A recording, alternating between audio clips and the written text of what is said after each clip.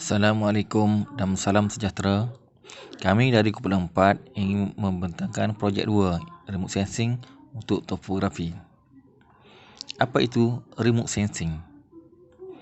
Remote sensing adalah seni dan sains perekodan tenaga yang dibalikkan dari butiran di permukaan bumi dengan menggunakan sensor yang dipasang pada satelit tanpa membuat sebarang sentuhan secara fizikal terhadap butiran tersebut.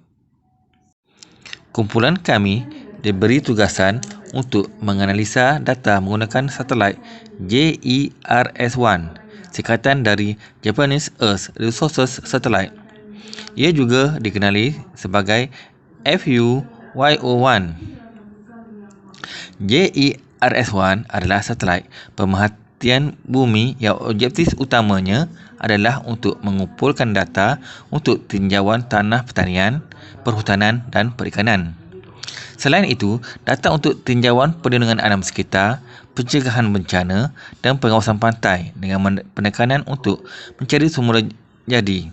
Untuk mengoptimalkan ketepatan pengukuran JERS-1 dilengkapi dengan SARS, Static Aperture Radar, yang merupakan sensor gelombang mikroaktif, dan OPS, sensor optik yang mengukur cahaya yang dipantulkan dari permukaan bumi mulai dari cahaya yang terlihat hingga cahaya inframerah gelombang pendek.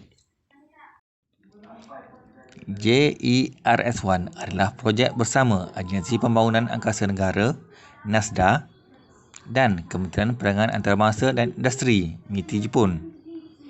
NASA bertanggungjawab untuk unit satelit utama dan MITI bertanggungjawab untuk alat ukur. Sejak dilancarkan pada tahun 1992, satelit tersebut terus memberikan data pemerhatian kepada pengguna di Jepun dan luar negeri. Walaupun usia rekod bentuk JERS-1 adalah 2 tahun, satelit telah memperoleh data pengamatan selama lebih 6 tahun dan mengakhiri misi pada 12 Oktober 1998. Objektif projek 2. Projek 2 ini adalah bertujuan: 1. Untuk mendapatkan pengetahuan tentang cara menggunakan data penginderaan jauh aktif. 2. Untuk memproses data SARS dengan menekankan pada topik pemetaan topografi. 3. Untuk menganalisis ketepatan maklumat topografi darat yang dihasilkan menggunakan analisis kualitatif dan kuantitatif. 4. Untuk menghasilkan laporan serta manual pemrosesan. Metodologi. Japanese Earth Resources Satellite dilancarkan pada bulan Februari 1992.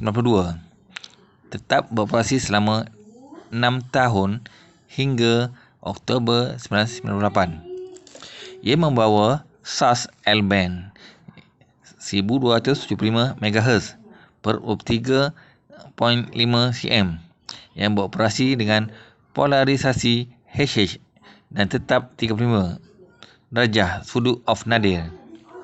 Kitaran ulangan satelit adalah 44 hari dengan jarak 75 km. Beberapa ciri menjadi JERS-1 sangat sesuai untuk pemantauan hutan, terutama frekuensi rendah L-band yang lebih sensitif terhadap struktur pertanian daripada instrumen SARS C-band lain di orbit. Isyarat L-band juga sensitif terhadap air di bawah kanopi hutan. Ciri unit di antara semua satelit pemerhati bumi contemporary bioptik dan gelombang mikro. Ciri khas JERS-1 adalah membawa orbitnya dirancang supaya pas yang berdekatan diperoleh pada hari berturut-turut. Ia menghasilkan perbezaan waktu 1 hari yang optimum antara jalan masuk tetangga dan dengan itu keupayaan untuk memperoleh data homogen sementara bahkan di kawasan yang luas. Pemprosesan data. Pemprosesan data JERS yang dipelajari untuk projek ini terdiri daripada 5 proses asas, iaitu penentu ukuran data, multi-looking, pengukuran specular, pembentukan train dan DEM. Last sekali, pengerasan gambar. Kami menggunakan Sentinel Application Platform iaitu Snap versi 8.0 untuk memproses data SAS. Prosesan ini dari spesifikasi mempunyai kemampuan untuk memproses data satelit jenis apapun termasuk data JES1. Tetapi kita mungkin memerlukan prosesian lain sekiranya berlaku. Kami sepatutnya memperoleh data SAS untuk wilayah Malaysia seperti gambar 1. Tetapi kerana sekatan ASF kami tidak dapat melakukannya. Oleh itu, kami beralih ke portal ESA dan memuat turun gambar JES1 Level 1 Single Loop Complex seperti jadual 2. Data kalibrasi. Untuk berfungsi dengan betul dengan data SAS, data harus dikalibrasi terlebih dahulu. Kalibrasi secara radiometrik membetulkan imej SAR sehingga nilai piksel benar-benar mewakili dada belakang permukaan yang memantul. Pembetulan yang berlaku semasa penentu ukuran adalah khusus untuk misi.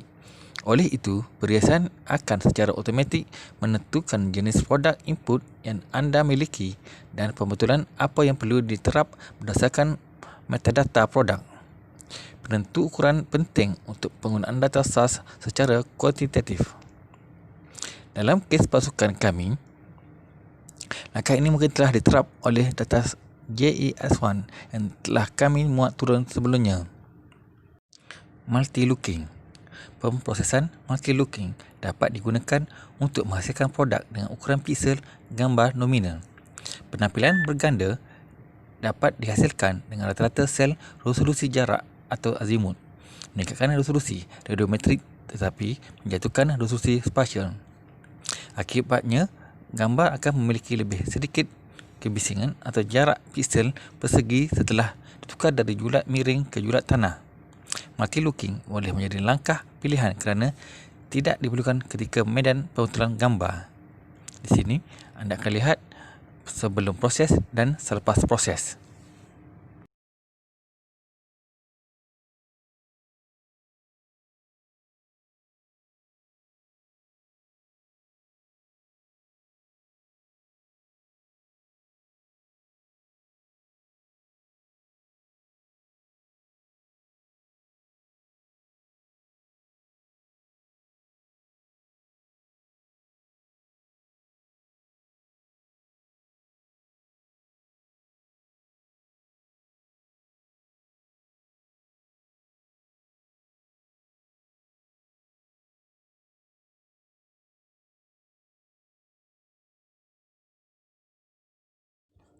Pembetulan train dan DEM.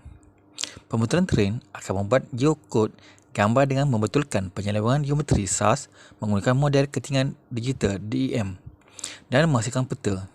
Geocoding menukarkan gambar dari slange range atau zone range geometri menjadi peta.